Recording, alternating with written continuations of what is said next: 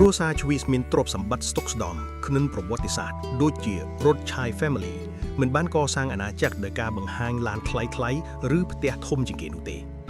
ពួកគេកសាងវាដោយភាពស្ងប់ស្ងាត់ដោយគោលការណ៍និងដោយគំនិតយូរអង្វែងសម្រាប់ជំនាន់ក្រោយក្នុងប្រពៃណីជ្វីសមានគោលការណ៍មួយឈ្មោះ Bal Tashit មានន័យថាគុំខ្ជិះខ្ជីវាមិនត្រឹមតែមានន័យថាគុំខ្ជិះខ្ជីហានោះទេ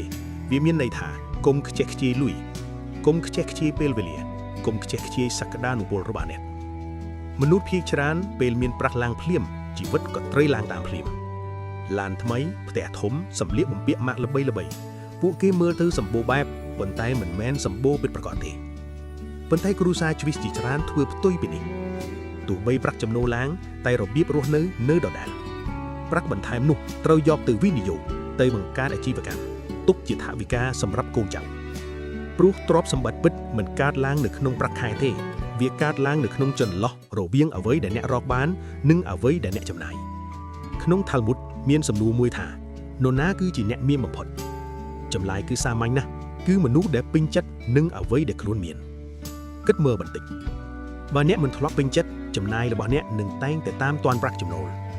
ប៉ុន្តែពេលអ្នកគ្រប់គ្រងចិត្តប្រាថ្នារបស់ខ្លួនបានអ្នកកំពុងគ្រប់គ្រងអនាគតរបស់ខ្លួននេះមិនមែនជាដំបូលផ្លូវចិត្តប៉ុណ្ណោះទេនេះគឺជាយុទ្ធសាស្ត្រហិរញ្ញវត្ថុដ៏ខ្លាំងបំផុត